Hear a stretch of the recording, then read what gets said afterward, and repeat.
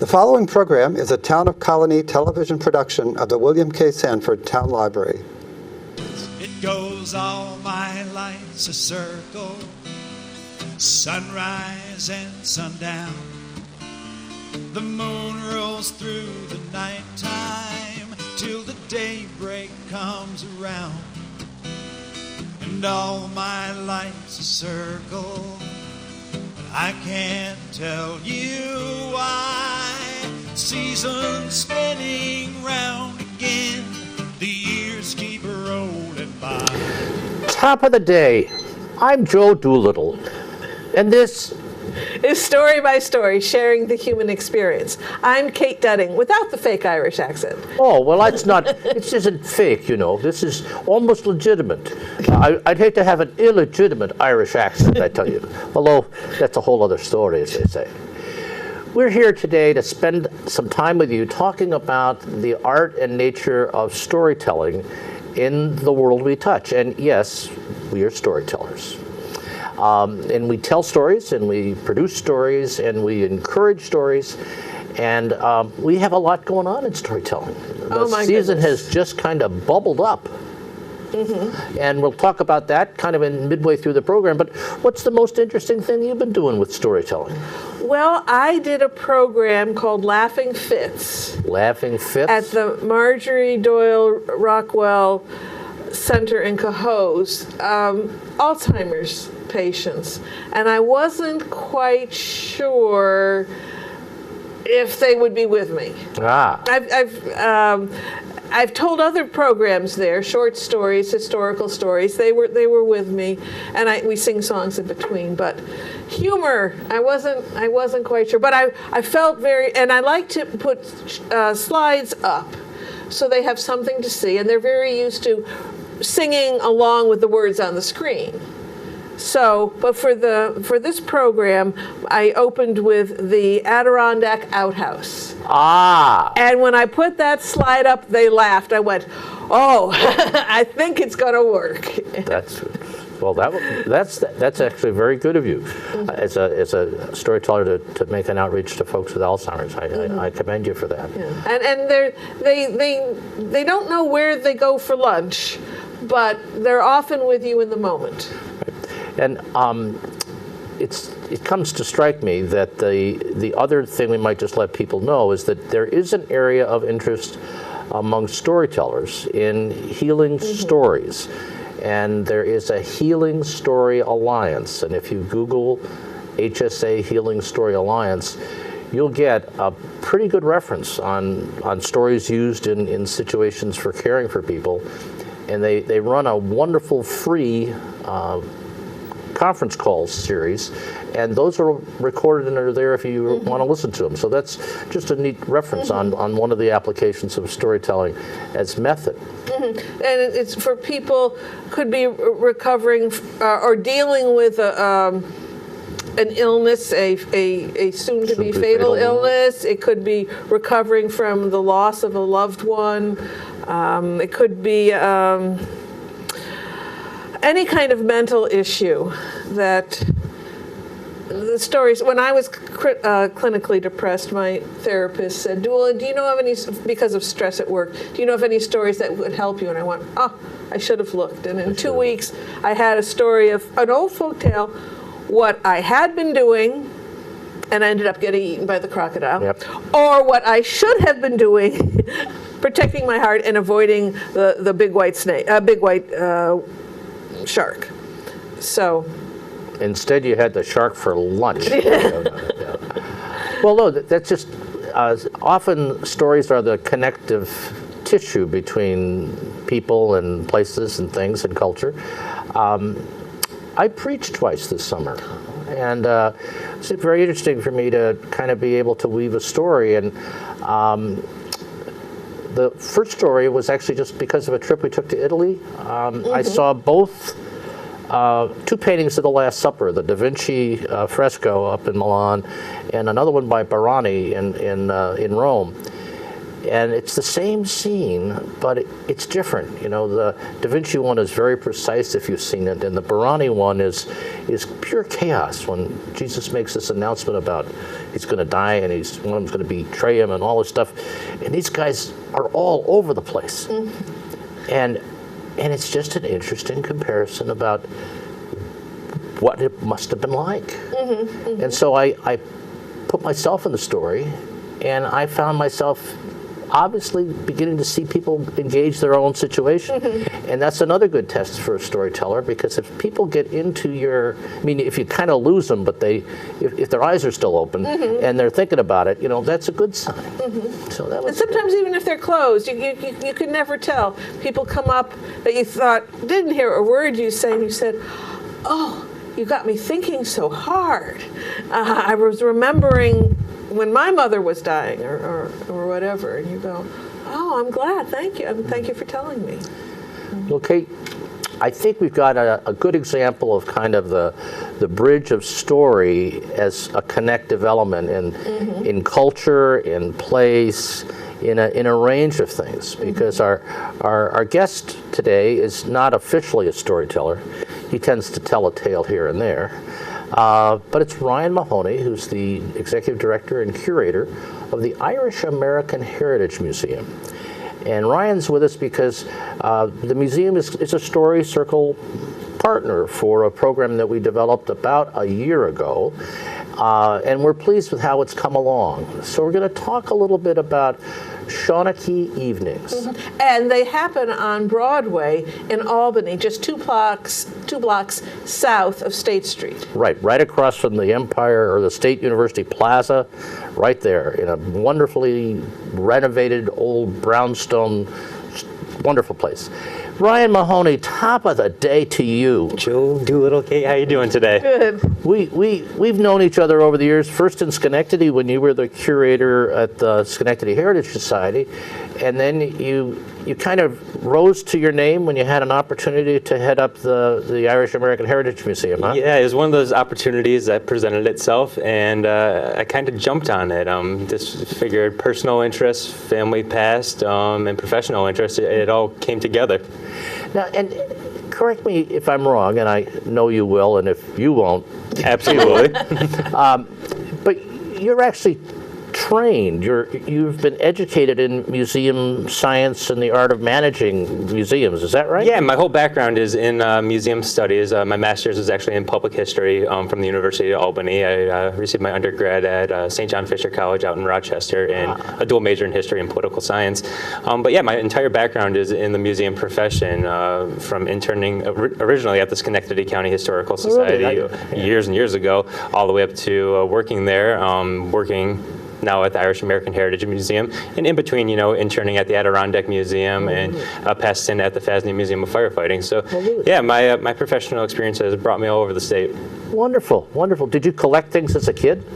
Collect things as a kid, I mean, besides the typical baseball cards, no, but the big influence on my life was my parents actually taking us, every vacation we went to, we hit up a historical site. Oh, really? Hit up a museum. It was just part of our vacations. That's what we did all the time. And I also had some great history teachers growing up in high school and college. Huge influence on where I am today. Really great.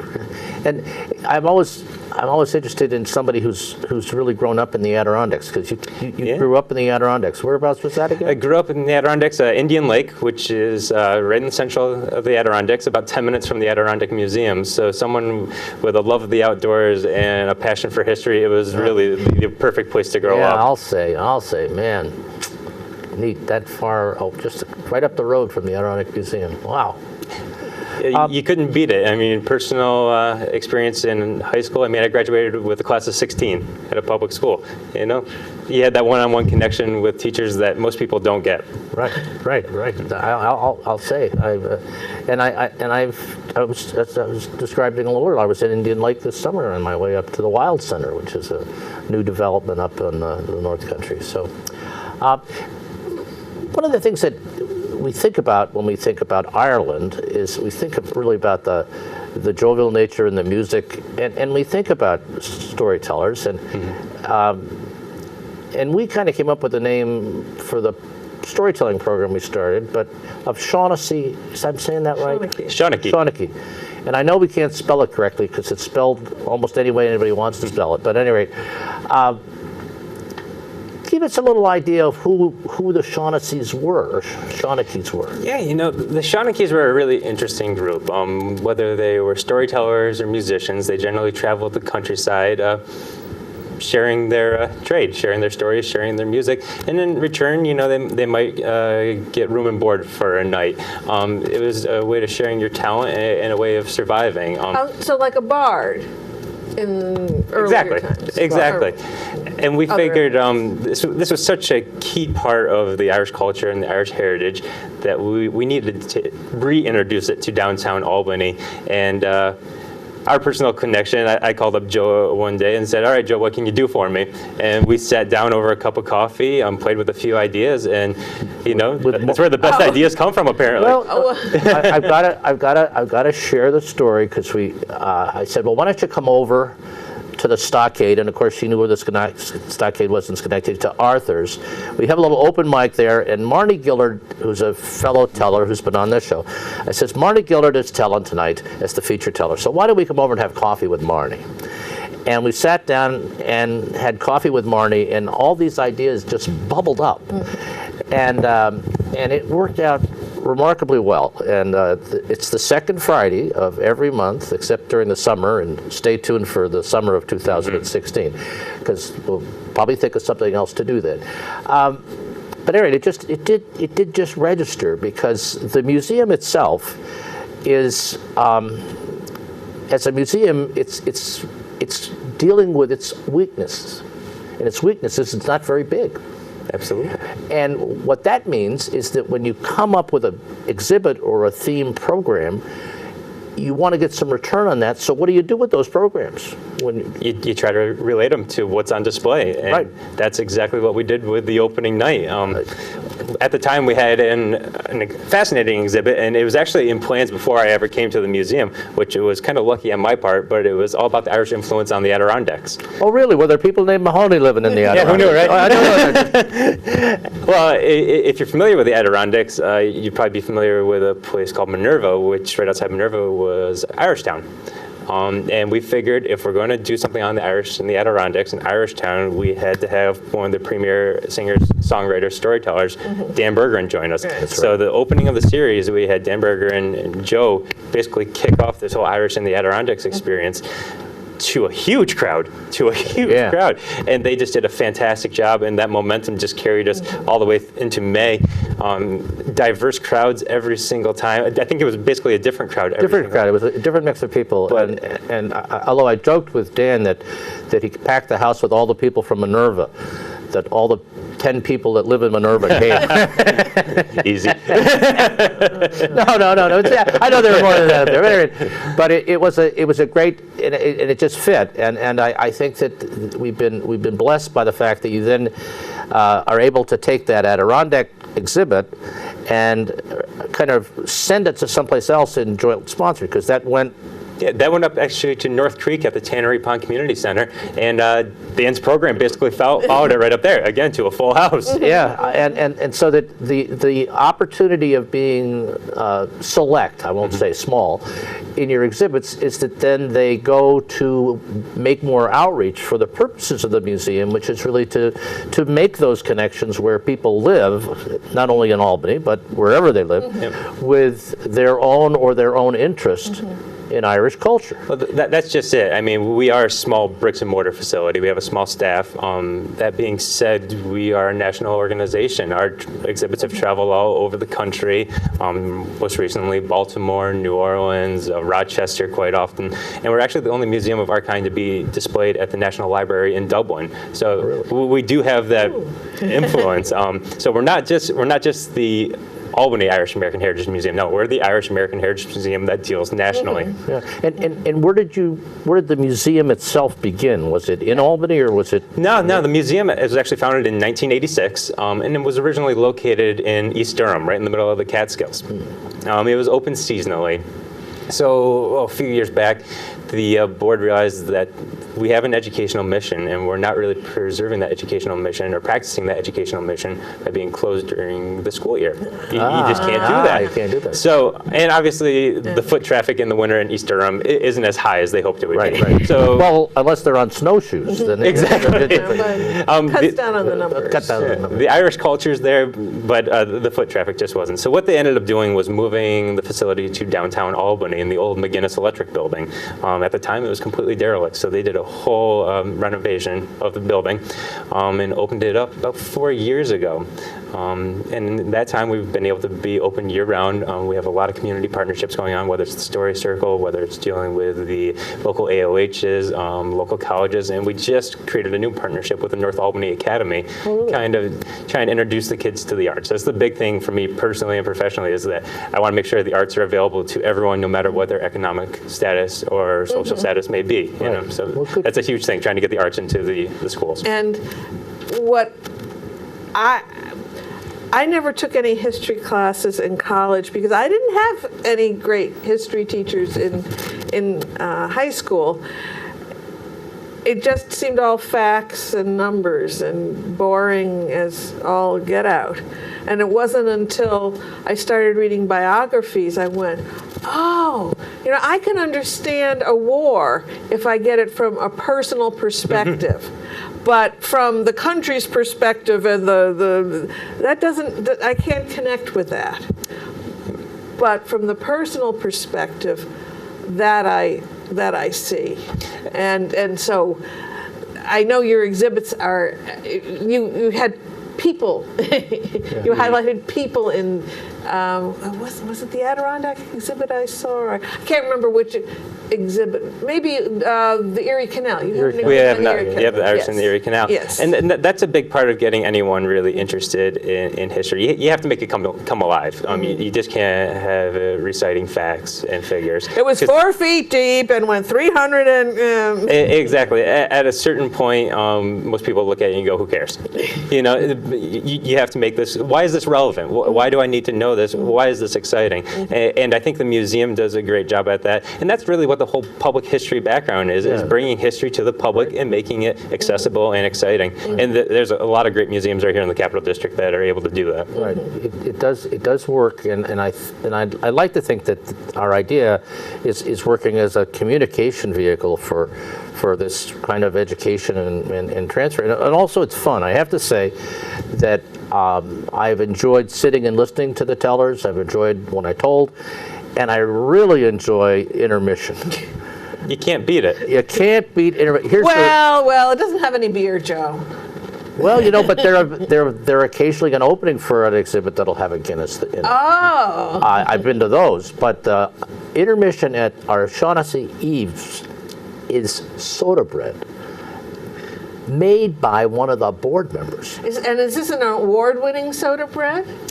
This, if he's available to make it, Chef Harold Qualters, who owned a restaurant right here in Albany for years, regionally known, he actually created the museum's annual Irish soda bread competition. I saw that on the website. This upcoming year will be the 4th year that we've had it. Harold makes a mean soda bread. It is fantastic, and he actually just had it on sample up at Irish American Day at Saratoga Racetrack. At the track. We lead that day every year, and Harold and his team of Irish American chefs put on an amazing spread. Yeah, well, I'll tell you. So that the admission is very modest to get into the storytelling program, and it's not only the stories, but the soda bread at intermission is worth the trip. Worth the trip. Tell me a little bit more, or let's share a little bit more about some of the stories of the exhibit. To stay on the Adirondack track, we had Eileen Mack here last spring, shortly before she did that one-woman show about Grace Roberts. No, Jean Roberts Foster. Yeah, Oh, it's okay. a 3-barrel. I never get that. Are you glad I'm here? Actually, I really am, because, and for those of you who aren't familiar, Jean was a child of the Adirondacks who got involved with the Yates family in Ireland. Yeah, the interesting thing is Jean grew up in the North Creek area, Right. and she lived one of those lives that just literally cannot be duplicated. She was everywhere. But the interesting thing was, she became well known with the Yates family, and actually this year is William Butler Yeats' 150th birthday. But she became very close friends with John Butler Yeats, William's father. And unfortunately, when John passed away, he was living down in New York City at the time. The family couldn't get him back home. Jean actually brought the body of John Butler Yeats up to Chestertown, New York, so again, right in the central of the Adirondacks, and had him buried in their family plot where he remains today.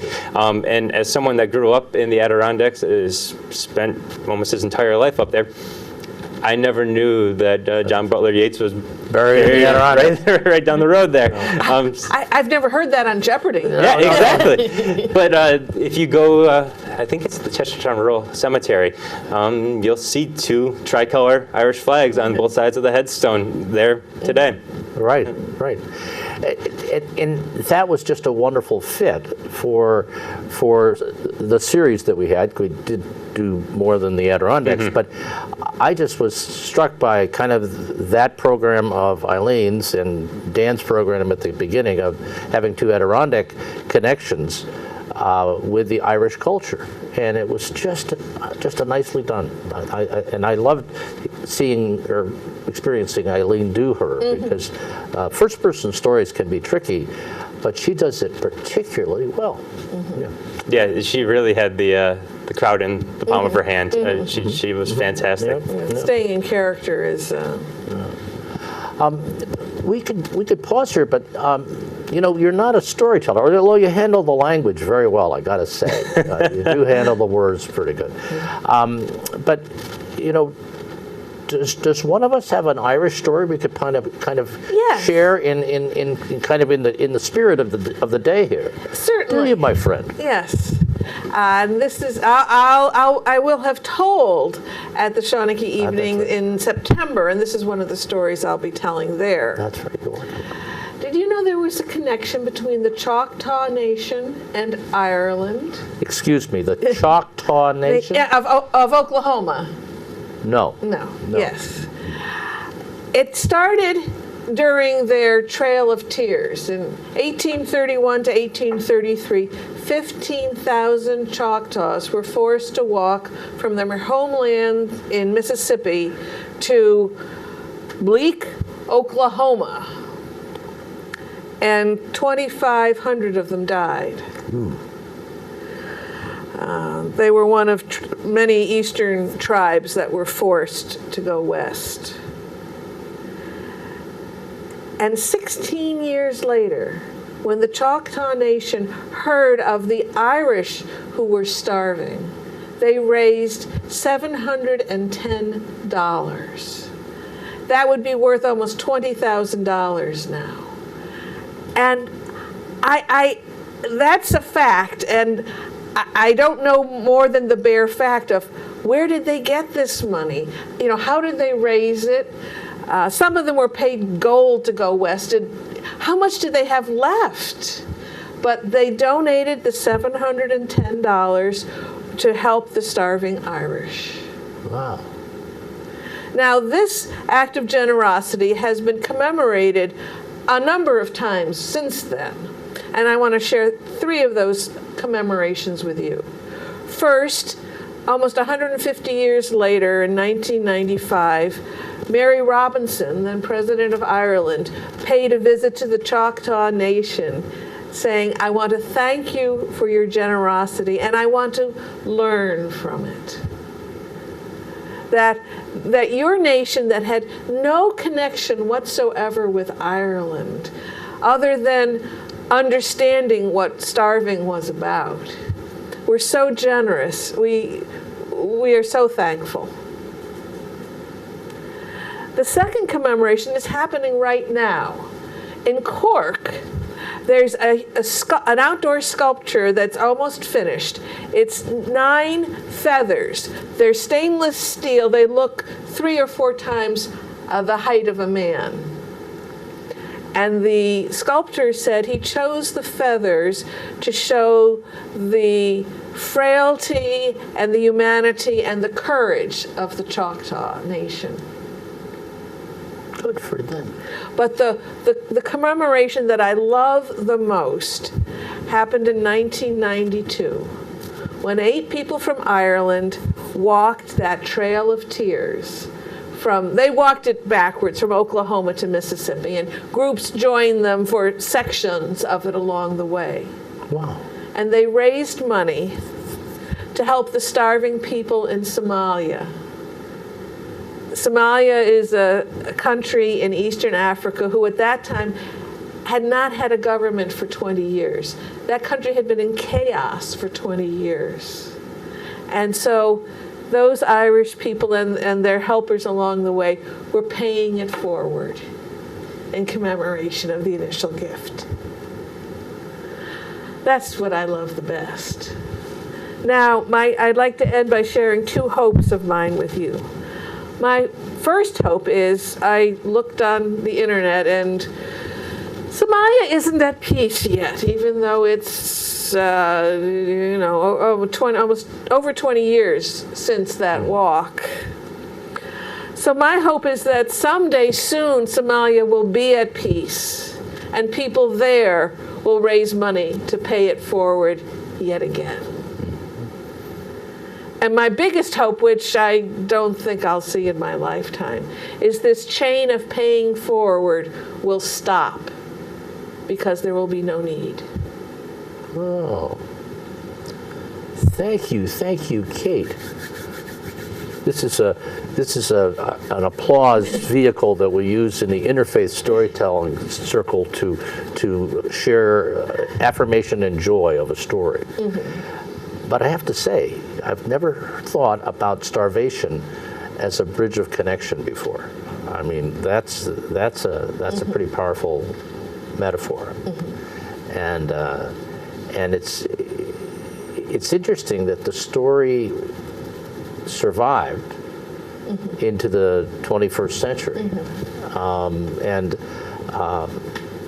again, that speaks to the kind of the connection of things. And I say that because if you look at the story of the early Celts, it's a lot like the story of early Native Americans in terms of the tribal patterns and a whole range of things. So there's common ground in a lot of different ways when you begin to put things together. And isn't it amazing that in that day and age, without TV or internet or whatever, that somebody living in the middle of Oklahoma could hear about the plight of the Irish and decide that they were going to do something about it? And there was a group in Memphis, Tennessee that was organizing the relief. So okay, they didn't have to hear directly from Ireland, but Memphis, Tennessee is really not that close to Oklahoma. Not the neighborhood, I think there are right, a few states in between. It's a neighborhood. Wow, that's a great story. Ryan, we're going to come back to you, but we're going to do a commercial break. There's a lot of great storytelling programs coming up in the next several weeks, and we'd like to kind of have you know about them. I will be starting our 17th season at the Glenn Sanders Mansion with Story Sundays, a storytelling dinner series for adults, on October 4th. The program then will be For the Love of Animals, stories told by Christy Keegan, and it's a benefit for the Animal Protective Foundation in Glenville. And she's been a docent at the Franklin Park Zoo in Boston. She's worked with raptors out in New Mexico. She's rescued animals. And she always has a couple, 3 dogs. Well, she kidnapped one of her favorite dogs, and that rescued, really rescued, like in Get Out of Town with the dog. Yeah. And if you want to hear that story and others, Christy is just an effervescent personality when she tells a story, and it's going to be a great evening and a good thing to sponsor too. Yes, and it's a modest price because it's all inclusive. It includes your 3-course dinner. You have a choice of entree, entertainment, tax, tip, coffee, and tea. And there's the cash bar in the corner if you'd like some wine or cocktails to go with your meal. And of course, it's a wonderful cause. Then another series that Joe started, the first Tuesday Tales and Stuff, which happens on the obviously the first Tuesday, will be October 6th with our guest from last month, Kay Olin, who will tell stories from the Iroquois. And there's an interesting sideline to Kay and to me. My congregation, First Reformed Church in the Stockade, goes back to 1680, speaking of history, and half of our membership at the time were Mohawk Indians. And through Kay and some storytelling things, we have reestablished a relationship with Kanashahari and the new Mohawk village up in Montgomery County. So that's kind of a good connection. And here we have Shawnee Evenings on the second Friday of the month, as we mentioned. Will be on October 9th. Harvest Stories from the Midlands and the Coast with Janet Carter from Saugerties and Jim Hawkins from downstate, but he was originally born in Ireland. And has used stories in his roles as a teacher before he became a professional storyteller and other things. And Janet is a wonderful voice of storytelling when she puts her spirit into things. That's going to be a great night in downtown Albany. Mm-hmm. Then we have in Salem, a spin-off from our series Word Plays at Proctor's is Word Plays at the Cabaret at the Fort Salem Theater in Salem. The topic on October 11th is Coming Home. And 6 storytellers will tell you stories about coming home. Maybe you can go home. I mean, somebody said you can't go home again, but sometimes you can. And that's a wonderful little venue to tell in, and it's great to listen in. And that's just about the peak color season. So if you want to get out into Washington County and enjoy the vistas, that would be a day to do it. Mm-hmm. And there aren't many places to eat in Salem, but Cambridge is usually, depending on where you're coming from, is on the way. And you could stop and have a meal there. Right. Then we have our Saratoga Storytelling Open Mic. That's on the second Wednesday of the month, October 14th. We alternate between Cafe Lena and Woodlawn Commons, which is part of the Wesley community, and in Saratoga, just west of Skidmore. And when it's there, it's free, and they give you punch and cookies at the end. Then Janet Carter, who is going to be at the Shawnee Evenings, she runs a series in Saugerties at the Inquiring Minds bookstore on the third Friday of the month. Friday, October 16th. I don't know who her guest is then, but she has wonderful people. She's had us. She's had us. We've been there. Yes. And our next Story Circle meeting is at the Honest Way Food Co-op on Tuesday, October 20th. Newcomers are welcome. You can just listen. If you have a story to tell, we ask that you tell it and not read it. And you might wonder what goes on at a Story Circle meeting as opposed to some of the other things we're talking about. Members of our guild view the meeting as a place where they can try out new work and polish it up and get a little feedback on it. And we welcome people to come and tell for the first time, or if you want to find out a little bit about storytelling. And the Honest Way is just a great place to do that, because right outside our room where we tell is their deli and their little restaurant. So you can come early, buy dinner, and sit and kind of have the better part of a potluck, i.e. you didn't have to cook it yourself, and conversation about things with some very interesting people. So, and then when it's over, they're still open, and you can grocery shop and go home. I mean, it's a threefer. A threefer. And then we have that same topic coming home at Proctor's on October 25th, but not all the same tellers. So there will be different stories told then. And that's our ninth season at Proctor's. And most of the time we're upstairs in the Fenimore Gallery, but occasionally to accommodate Proctor's other clients, we're in the GE Theater. And then these are some slides left over from last month when Kay Olin was here, because there are events happening at the Mohawk community in Fonda that are happening in October. One that Laurie McIntosh, one of our members who lives in the Catskills, is very interested in going in traditional hand drum making. I'm tempted, but... and then Tom Porter, an elder in the Mohawk community, will be teaching various topics throughout October and into November. The clan system, the 4 sacred rituals, the Great Law, and the Code of Handsome Lake. Yeah, and it's Tom Porter is an incredible resource for New York State history and the history of the Haudenosaunee, the people of the Longhouse. So I encourage you, if you have any interest, being around Tom Porter is just an uplifting experience. Mm-hmm. And then I snuck this one in. It's on November 1st, so that's almost October. Right. And this show airs at different times in different communities. So this might be timely. We're having 2 storyteller musicians tell about vibrato, stories and songs that resonate with your heart. And Sandy Schumann is pretty well known here in the capital area for his storytelling ability and his work as a facilitator and a publisher. And his cross-cultural, he has taken people from Helm, which is in the Jewish tradition a community made of fools, and he has relocated them to the Adirondacks. That's right. Because there is a helm, well, no, not a helm, there's just a helm lake there.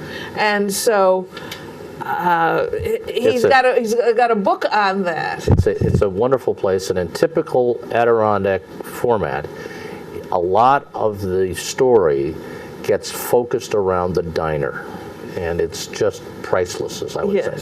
Yes, they were convinced to go there because they were told, let's see if I can remember, the land is so easy to till, and you get twice as much land as you think you would, and I've forgotten what the other is, but it's so easy to till because there's only a couple of inches. And you get twice as much land because it's up one side and down the other, and so it's a fusion of these cultures that somehow came to him. And Tim Van Egmond is a teller from over in the Connecticut River Valley, who's a very accomplished hammered dulcimer player, and tells stories while he's drumming, which are on its strings. And I don't think I could do that. I can't chew gum and rub my stomach together, kind of thing like that. But Tim's wonderful at that, so that's going to be a wonderful pairing of some wonderful storytellers. Can see that. And then if you can't come out to see any of our events, you can stay in and find us on YouTube. You can find over 150 stories, mostly gathered from these TV shows. Just go to our website, storycircle@proctors.org, and click on YouTube. Mm-hmm. And there we are captured. There we go. Well, that's what's going on. So thank you, Kate, for putting that all together and telling the story of it. Ryan, I'm going to come back to you, and I'm struck by a couple of what I would consider to be really strong cultural translations or stories themselves, and they deal with the arts. And I think the first one was actually the second art exhibit that I saw at the gallery, which was when Kevin Mccarell had an exhibit of some of his artwork, because Kevin Mccarell is a musician, an Irish musician from Saratoga, for those of you who haven't met him or heard about him. And in addition to that, he's quite an accomplished artist. Yeah, Kevin's primarily known, especially in this area, as a fantastic singer-songwriter. I mean, I would say throughout the 90s and early 2000s, if you heard an Irish band or locally or performing, generally Kevin was one of the songwriters of that song, or he was the one performing. Actually, he did a great show on PBS with Tommy Makem, all about like the Irish in the Capital District. Yeah. But Kevin is also a fantastic fantastic painter, which we were able to display at the Irish American Heritage Museum. 95% of the people coming into the museum had no clue. And the great thing about Kevin's paintings is he really gets the character of the Irish American or Irish person, day-to-day life, in the field, having a pint, telling a story. Right. Kevin's paintings really brought this all to life. And just one moment in, it was either the opening or a time where Kevin came back and he and his daughter did some singing, and he would tell the stories of painting the paintings.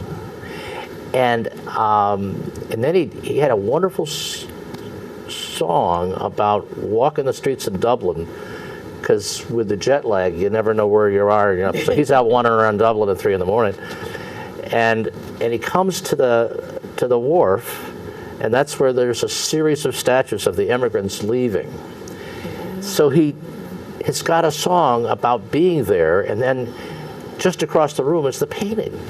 And, it doesn't get any better than that. It really doesn't. And the funny thing about Kevin doing that type of program, he was petrified about it because he had never spoken about his artwork in that type of way. He had never done a performance with his artwork right around him. He knocked it out of the park.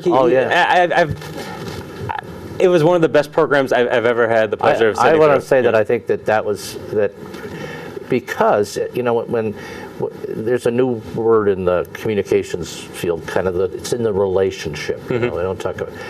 But the relationship that he had with people who didn't know him, some of the people who had bought the paintings were there because they had loaned them to the exhibit. So he would have a conversation with the person that owned the painting, where it hung in their house, what they'd done with it, why they asked for it, all these things that were just outside the box in most other situations. And I suppose if he wasn't in the room, the exhibit was different, but you could still kind of get a sense of, first of all, the view and the reality of the scene or the person, and the presence of the artist. Just incredible. And to top it off, his amazing singing talent, and his daughter Kate was there performing with him. I mean, they are just both incredibly talented people. I think I understand why he was petrified of talking about his art, because when storytellers have a new story, often it's like, I really believe in this, but will anyone else care? And that's what our meetings are about, that it's a safe place to do it. And you can just tell, and the teller is in control of what happens in the feedback, that they can just say, I just had to tell it to live faces. I've been telling it to my dog, and that isn't working. Or often they say, well, you give me the... acclamations? Acclamations, the good stuff. Good stuff. What you like. Affirmations. Affirmations, yes. And stop there. Because sometimes it's so new that it's like giving birth. And when I gave birth, my son's head was a little misshapen from the journey. And no one mentioned that to me. Later, my mother mentioned it, but nobody, you don't want to hear that. What do they say about newborns who always look a little rough? Wrinkled. Wrinkled, yeah, you don't say wrinkled, no, you say, oh, what a beautiful baby, yes. So that's when you have a new story or your new art, I mean, you put your soul, your whole body, your whole person into this, and sharing these things, yeah. Well, one of my favorite paintings that he did, simple painting, being of Irish descent, I love the title of it. It was called Talking Trees, and it was these two older gentlemen sitting at a bar with a pint in front of them, a glass of whiskey right next to them, basically whispering to each other's, or just talking to each other, and it's a scene that you could see really any pub you go into in Ireland, any AOH hall here in the States. Right. I mean, it's something I can envision my grandfather doing. It's something I can envision myself doing. You know?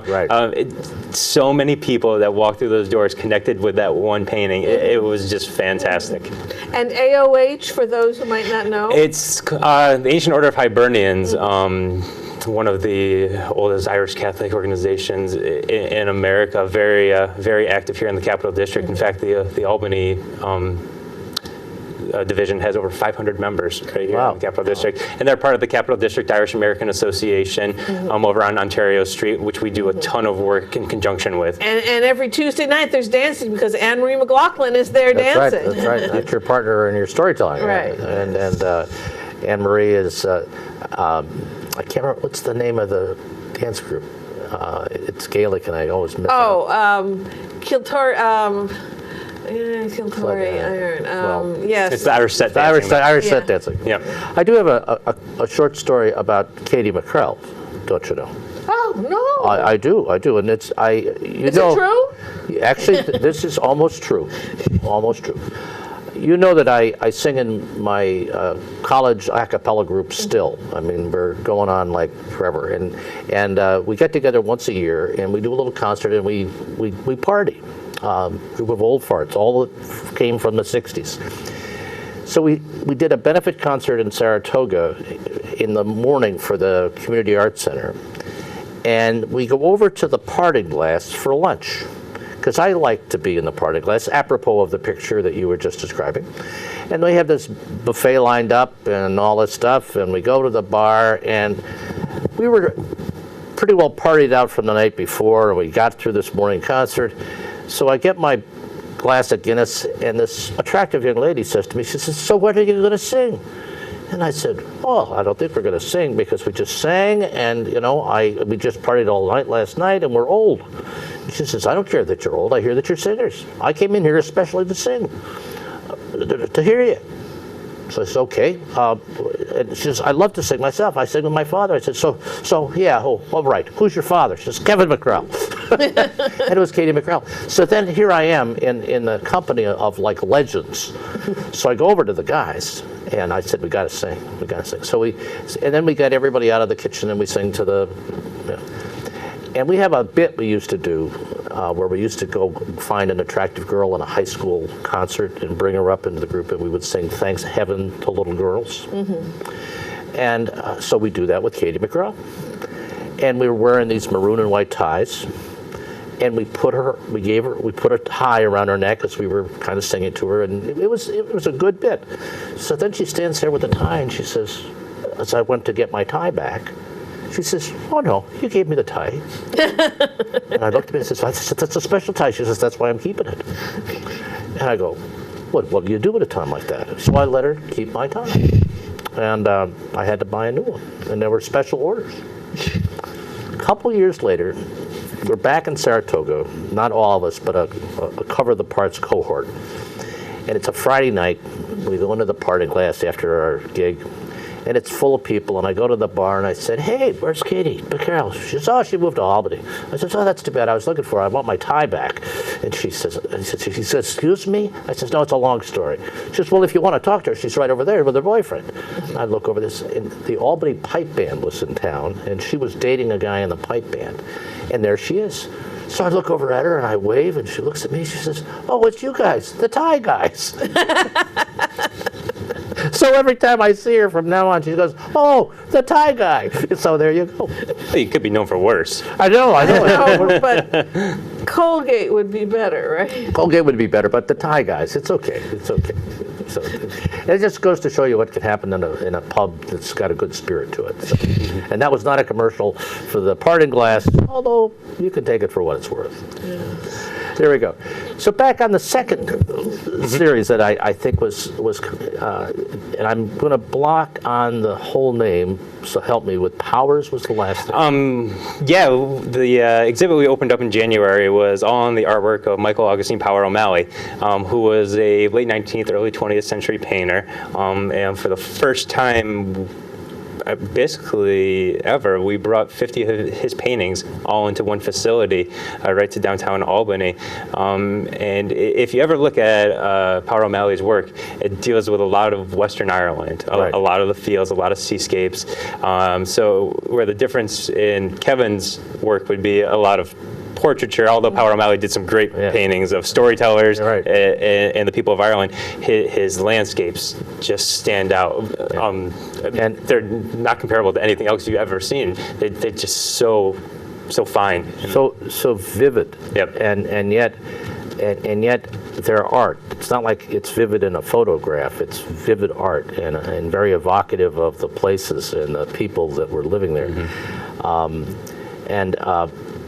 My recollection was that he emigrated to the States, but as an illustrator, and was he in Hollywood? Yeah, he lived a really interesting career. I mean, he had his career as a painter, did a bunch of magazine covers, but also painted a bunch of sets for Hollywood films. I believe one was with Cecil B. DeMille. So yeah, although none of these are still lasting today, he made his living right off the bat painting these backgrounds to movie sets. And actually, while he was out in California, he also painted a number of scenes, which one of the paintings we had on display in the show. Probably one of the most ambitious shows we've done, but one of the most proud exhibits I've ever been a part of. Now, the other thing I have to say, excuse me, the exhibit is on your website, right? It's in there. If you go to the website for the museum, which is irish-us.org, you can see 90% of the exhibit online there. Yeah, and if you want to understand what we mean by vivid and relationship-based art, please go to that website. It is, when I was in the room with the paintings, having traveled in Ireland a little bit, you know, the scenes kind of reverberate because they take you right back to the West. And there's a painting of being on the burn and having the rocks just kind of creep out of the ground and those kinds of things. And there you are again, you know. What so many people relate to with his work, especially when people think of Ireland, they think of the quiet man. Yep. You know, and basically the landscape that you see from there is the landscape that Power O'Malley is painting. And the connections between the two are inseparable. Yep. It was a great thing. I have, if I could, I have another. Yes, we have 9 minutes left. So. Well, be prepared to give us a goodbye, and I'm going to tell a story about being in Galway in the West. And I have a good friend from Colgate who's a lawyer in Boston, and his name is Tom O'Hare. And the O'Hares that he's part of come from County Clare, just south of Galway. And years ago, he developed a relationship with some guys who bought a house in Galway, and they each get 3 weeks a year. And so Gay and I were privileged with some other folks from college to go spend a week in Galway with Tommy O, or as we call him, Rabbit. At any rate, and he was a baritone, and he's got a great voice, and he plays the concertina and the guitar. And I'm not going to tell you all the stories about going to the pub every night with Tommy and being introduced as the other Yank and all the other things that go on in pubs in Ireland, because those you should experience for yourself. But on the third day we were there, we get up and we're sitting at the kitchen table, and Tom goes to the window and he looks out. He says, "Oh, this is shaping up to be a very fine, soft day." And I looked out the window, and it's raining, slowly, gray, just ugh. And I said, "Rabbit, you had a little bit too much Jameson's last night because your eyes are confounding you." And he says, No, you don't understand. I says, "I do understand. I know when it's going to be a not very fine, soft day." "No, you don't. You've not spent time here before, Joe." He says, and I said, "What are you talking about?" He says, "Well, let's give it a bit." He says, I say, "Be ready to go about 10:15. We'll leave then, and then I'll describe what's going to happen as we go." So I get my umbrella and my raincoat, and I'm ready by the door, and off we go. And it's misty. It's not raining as hard as it had been when he first looked out the window. We walk about 2 blocks and we get to the road and the stone wall that lines the harbor. And he says, "Look up there." And I look up, and there's a little patch of blue sky, just He says, now if we walk slow, by the time we get to the quay, there'll be sun on it. I says, you're full. And he says, no. And you won't need your umbrella, and you'll be wishing you didn't have to lug around your raincoat. So we walk 3 more blocks. And the sun is shining on the quay. And he says, now we're going to go all the way to the other end of the harbor, and we'll walk back. And just for your insolence, he says, we're going to sit outside over at the pub, and we're going to have a cup of coffee just before we have lunch. And we did. And I now understand. When an Irish person says it's going to be a fine, very soft day, believe them. Now, I have a tiny story that when I was in Ireland, I'm a knitter, and you'll be hearing some knitting stories tomorrow night. I wanted to go to a knitting shop and to get some Irish yarn. I've made Aran Island sweaters since I was a girl, and I wanted some more Irish yarn, and I was going to make an Irish sweater out of it. There weren't any yarn shops in central Dublin. There was one in the outskirts. But I finally got there, and I said, why aren't there more yarn shops? She said, well, you know, our weather doesn't get all that cold. And I thought about it, and the cycle for making sweaters and knitting peaks and valleys, and they were in the valley at that particular point in time. She said, so I may not wear a sweater every day, but every time I leave my house, I bring my umbrella and my sunglasses, because I'm never quite sure what I'm going to need. Mm-hmm. There you go. Been there. Mm-hmm. Well, Father Mahoney. Father Mahoney. If my grandmother ever heard you say that. Well, she would have been quite priest. You know, one of her boys should become a priest. It's always been that's that all way. she was waiting for. That's right. No, I don't want to. I didn't reference you to that in the religious sense. I'm talking about father of Liam Mahoney. Oh boy. Yeah. That's right, and he's just about a year old. 9 months. 9 months. Wow. Well, I mean, you know, you've got a different perspective now that you become a dad in your own right, right? Yeah, absolutely. So I suppose you've been dragging this kid to museums and stuff like that? Liam's probably the most cultured 9-month-old you've ever seen. He's been to so many storytelling series. He's been to so many concerts. He's been to so many exhibit openings. But he might not remember these. Just to give you a. Probably not, but we figure it can't hurt. And the great thing about working for the museum is that it is a family-friendly operation, and they more than encourage it, which has been fantastic. Especially with everything that we have going on, especially in the winter, we have programs going on almost every single week. The museum really is a living, breathing institution that's more than what I would say, more than just stuff on the walls. There's stuff going on all the time, and Shawnee Eves is a perfect example of that. And I would be remiss if I didn't say that we would not be able to do this whole series if it wasn't. Well, not for you. If it wasn't for Berkshire Bank coming up with a sponsorship, right? If it wasn't for them, they really made it happen. They made it happen. We'd be missing out on a fantastic series of programming. Oh, I have my mortgage with them, so I'm helping. Well, there you go. And it really has been a perfect example of Irish American culture alive and well here in the Capital District. This has been a very proud series that we've been able to put on, and again. This wouldn't have happened without Joe's help, without Joe's guidance, without Joe's leadership. Well, Joe, one of the things Joe likes best in life, beyond doing finding new places to drink for beer, he's a connoisseur, is starting new storytelling series. Yeah, this one, finding a new place to tell stories. This one is a really special one, and I encourage those of you who haven't been down to the museum to get down to the museum in its own right, and also to come to one of the Shawnee evenings, because it's fun. And with some, just to plant a little seed, given 6-9 months heads up, maybe some of our storytellers can come up with stories that fit into an exhibit. Yeah, absolutely. So we have a lot of interesting exhibits coming up.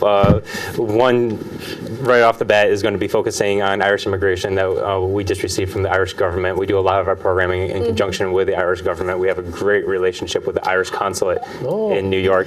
Good for us. Yes. And I'm sorry, but we're out of time, so we have to say goodbye. So go check the website, irish-us.org. Thank you, Ryan. Thank you, guys. Thank you, Joe, for your And stories. great being with you all out there. Bye.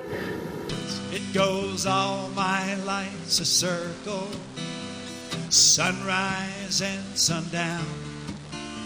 The moon rolls through the nighttime till the daybreak comes around.